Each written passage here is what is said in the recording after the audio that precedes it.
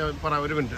പഴയ ജോലി തന്നെ ചെയ്യുക. ഇദ്ദേഹം ഒരു സീനിയർ ആയിട്ടുള്ള മത്സ്യത്തൊഴിലാളിയാണ്. അപ്പോൾ ഇദ്ദേഹം ഏറെക്കാലം വിദേശത്ത് പോയിരുന്നു, മത്സ്യബന്ധനത്തിൽ നിന്നും മാറി.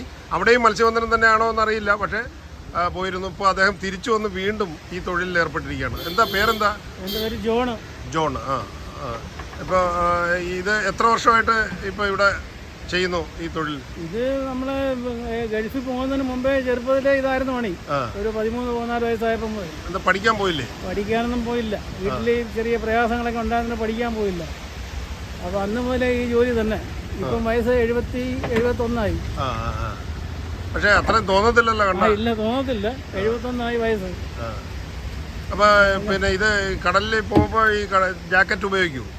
ജാക്കറ്റ് അത്യാവശ്യം ഉപയോഗിക്കും. അല്ലാത്തപ്പോ അപകടം പറ്റിയ എന്ത് ചെയ്യും? അപകടം പറ്റിയാണെങ്കിൽ നമുക്ക് എങ്ങനെയെങ്കിലും രക്ഷപ്പെടാൻ നോക്കും, അത്രേ ഉള്ളൂ. ഈ ഇവിടുന്ന് കടലിൽ പോകാൻ തുടങ്ങിയിട്ട് വർഷങ്ങളായ വ്യക്തിയാണ് അദ്ദേഹം. ഇതിനു മുമ്പ് കടൽ അപകടങ്ങൾ ഉണ്ടായിട്ടുണ്ടോ? ബോട്ടിലോ? ഇഷ്ടം പോലെ, ഒരുപാട് ഉണ്ടായിട്ടുണ്ട്. ബോട്ടിലും വെള്ളത്തിലും. ട്രോളിംഗ് ബോട്ടിലും ഇദ്ദേഹം പണിയെടുത്തിട്ടുണ്ട്.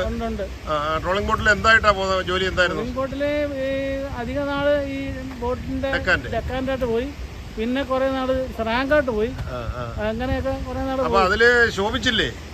ശോഭിച്ചില്ലെന്ന് പറയാൻ നമുക്ക് അതൊന്നും കൂടുതലായിട്ടൊന്നും ഉണ്ടാക്കാൻ പറ്റില്ല. അങ്ങനെ കുഴപ്പമില്ലാതെ അങ്ങനെ മുമ്പോട്ട് പോകുന്നു. അപ്പൊ ഇത് കടലപകടം, വള്ളത്തിലെ അപകടം ഉണ്ടായപ്പോൾ എങ്ങനെയാണ് നിങ്ങളെ? അന്നൊക്കെ ഈ വെള്ളം അല്ലായിരുന്നു. അന്നൊക്കെ നമ്മൾ തുഴന്നു പോകുന്ന വെള്ളം, അത് ഈ താഴോട്ട് പോകത്തില്ല. അപ്പൊ അതിങ്ങനെ അതുമായിട്ട് കൈ കൊണ്ട് വലിച്ചും നീന്തിയൊക്കെ ഇങ്ങനെ കരയായിട്ട് വരും. അപ്പൊ തുഴ നിങ്ങൾക്കൊരു യഥാർത്ഥത്തില് വലിയ സഹായമാണ്.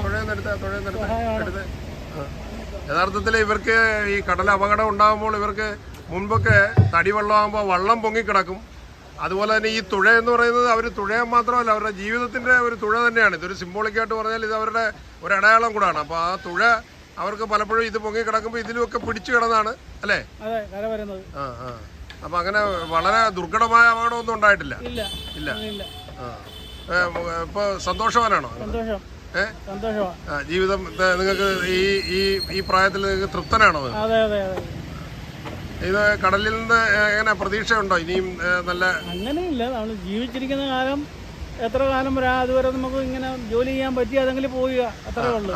സ്വന്തമായ വെള്ളം ഉണ്ടോ? സ്വന്തമായിട്ടില്ല. ഇല്ല.